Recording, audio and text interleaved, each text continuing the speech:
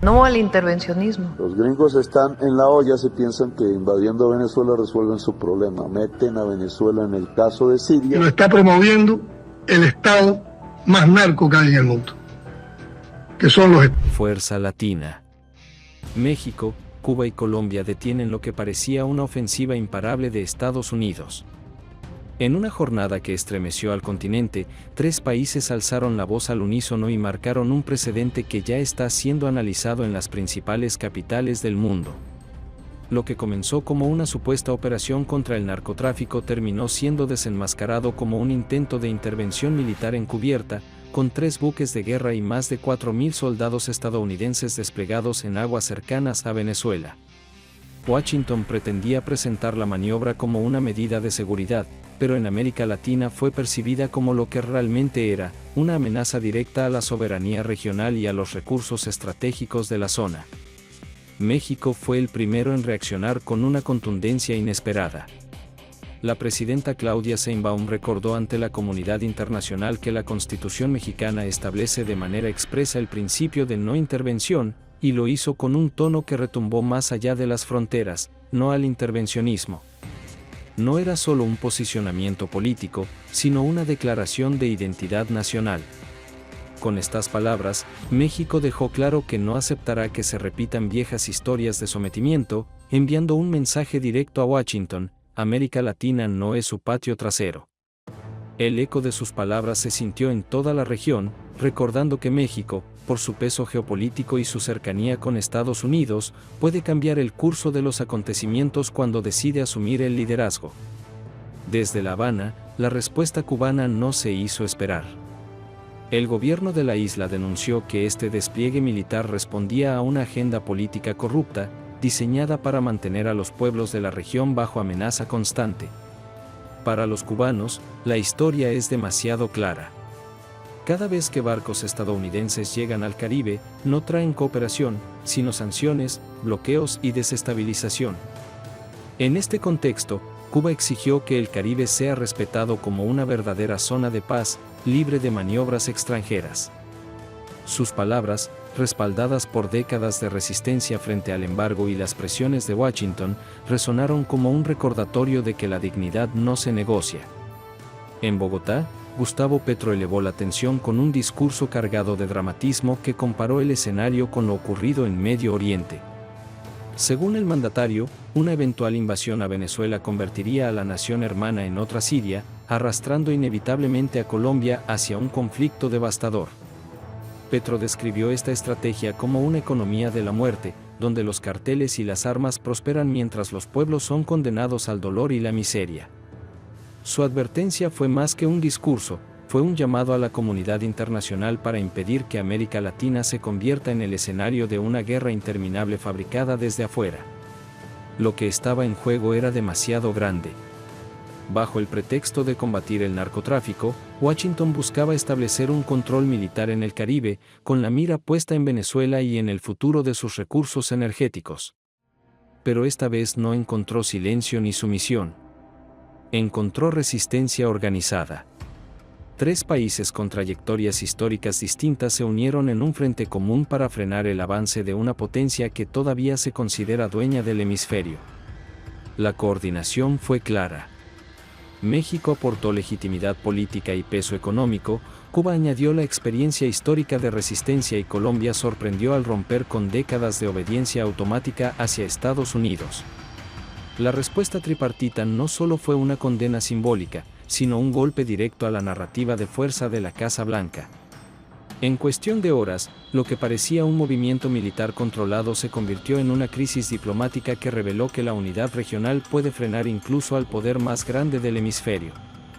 El rechazo tripartito a la maniobra militar estadounidense no quedó aislado. Al contrario, fue amplificado por otros gobiernos y bloques regionales que exigieron respeto a la soberanía venezolana y denunciaron los intentos de intimidación en el Caribe. En la Organización de las Naciones Unidas, varias delegaciones latinoamericanas respaldaron la postura de México, Cuba y Colombia, subrayando que la paz regional no puede estar a merced de buques extranjeros. Incluso países que tradicionalmente mantenían posiciones prudentes, como Chile y Argentina, se sumaron al llamado, conscientes de que lo que estaba en juego no era solo Venezuela, sino el principio mismo de la autodeterminación de los pueblos. Las implicaciones de este gesto diplomático son profundas y marcan un antes y un después en la geopolítica latinoamericana. Primero, reafirma que cada nación tiene el derecho innegociable de decidir su propio destino sin presiones externas. Segundo, establece un precedente de cooperación regional que podría sentar las bases de un nuevo bloque latinoamericano, capaz de equilibrar las presiones de Washington y defender sus propios intereses en conjunto. Y tercero, envía un mensaje directo a las poblaciones de la región: la resistencia no está muerta. Todavía existen gobiernos dispuestos a enfrentar al poder hegemónico, incluso cuando el costo político o económico pueda ser alto. El simbolismo de esta unión es imposible de ignorar. México, la segunda economía más grande de América Latina y vecino inmediato de Estados Unidos, decidió no alinearse automáticamente con la política exterior de Washington, algo que representa un cambio profundo en la lógica histórica de la región. Cuba, con su memoria de más de 6 décadas de resistencia frente a bloqueos y sanciones, añadió un peso simbólico incomparable. Y Colombia, que durante décadas fue visto como uno de los aliados más fieles de Estados Unidos en Sudamérica, sorprendió al romper con esa obediencia automática para sumarse a un frente de resistencia. Cada país aportó algo distinto, pero juntos construyeron una muralla diplomática difícil de ignorar. México ofrece legitimidad política y peso económico. Cuba, la experiencia histórica de resistencia frente al imperialismo. Y Colombia, la ruptura con décadas de dependencia y sumisión a los intereses de Washington. La combinación de estos tres elementos transformó un rechazo aislado en un frente coordinado que ya es considerado por muchos analistas como un punto de inflexión en las relaciones hemisféricas. La comunidad internacional reaccionó con rapidez. En Washington, los portavoces del Departamento de Estado intentaron minimizar el rechazo, calificándolo de retórica política, pero en los pasillos de la Casa Blanca el nerviosismo era evidente. Un alto funcionario admitió bajo anonimato que la resistencia coordinada de 3 países clave del continente sorprendió a la administración Trump, que esperaba divisiones y titubeos, no un frente común. Europa también observó con atención. Bruselas, en voz de la Unión Europea, pidió calma y diálogo, pero algunos diplomáticos europeos reconocieron en privado que el protagonismo de América Latina está cambiando y que Estados Unidos ya no puede dar por sentado el control político de la región. Mientras tanto, en las calles de Ciudad de México, La Habana y Bogotá, miles de personas salieron a manifestarse con consignas de orgullo latinoamericano. En pancartas se leía: América Latina no se vende y soberanía es dignidad. Las redes sociales estallaron con mensajes de apoyo a esta inédita alianza tripartita, generando un clima de unidad popular que contrastaba con la tensión militar en el Caribe. La población percibía que, por primera vez en mucho tiempo, sus gobiernos hablaban con una sola voz para defender la región. Esta respuesta unificada tiene un trasfondo histórico. Durante décadas, Estados Unidos utilizó la excusa de la lucha contra el narcotráfico para justificar su presencia militar en América Latina. Sin embargo, el rechazo actual mostró que el continente ya no está dispuesto a tolerar las viejas fórmulas de intervención.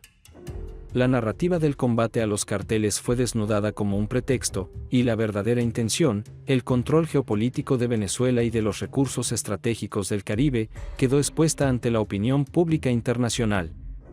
En este escenario, la voz conjunta de México, Cuba y Colombia se convirtió en un faro para otros países de la región. Un faro que señala que la soberanía no se negocia y que la Unión Latinoamericana puede frenar incluso al poder más grande del hemisferio. Lo que parecía una operación rutinaria de Washington terminó en una derrota diplomática que pone en entredicho su capacidad de intimidación. Lo ocurrido en esta confrontación no debe verse como un episodio aislado.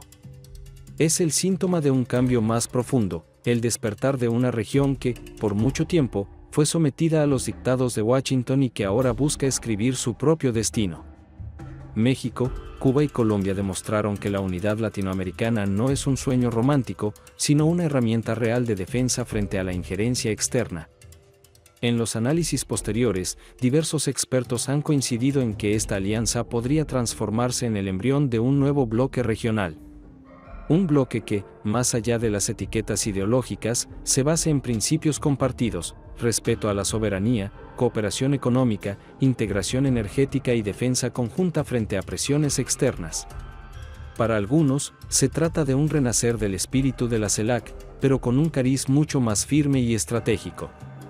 Los beneficios de este frente común ya comienzan a vislumbrarse.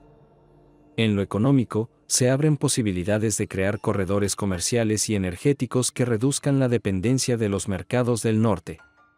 En lo político, se fortalece la posición de América Latina en foros internacionales, mostrando que la región puede hablar con una sola voz frente a las grandes potencias. Y en lo simbólico, se revitaliza un orgullo latinoamericano que durante décadas parecía adormecido bajo la sombra de intervenciones, bloqueos y golpes de Estado promovidos desde el extranjero. Para Estados Unidos, el golpe es doble. No solo ve cuestionada su narrativa de protector hemisférico, sino que enfrenta la realidad de que su influencia ya no es incuestionable. Cada barco desplegado, cada discurso intimidante, ahora puede ser respondido con la fuerza de una diplomacia unida. Y ese es un terreno en el que Washington no tiene ventaja. La guerra de percepciones, la batalla por los símbolos y la legitimidad, la está perdiendo en su propio hemisferio. El futuro es incierto, pero una cosa queda clara: la unidad tripartita entre México, Cuba y Colombia ha marcado un precedente histórico. Si logran sostener y ampliar esta alianza, América Latina podría ingresar en una nueva era, una en la que los pueblos de la región no solo resistan, sino que también propongan un modelo alternativo de cooperación, justicia y dignidad. En los próximos años, la gran pregunta será si esta fuerza latina se expandirá hacia otros países del continente. ¿Se unirán Argentina, Chile, Bolivia, o incluso Brasil, a este frente de resistencia?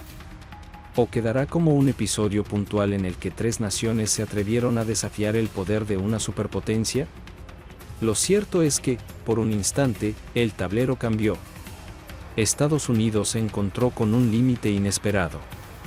Y América Latina, con una voz renovada que dijo al unísono: aquí no manda Washington, aquí manda la soberanía de nuestros pueblos.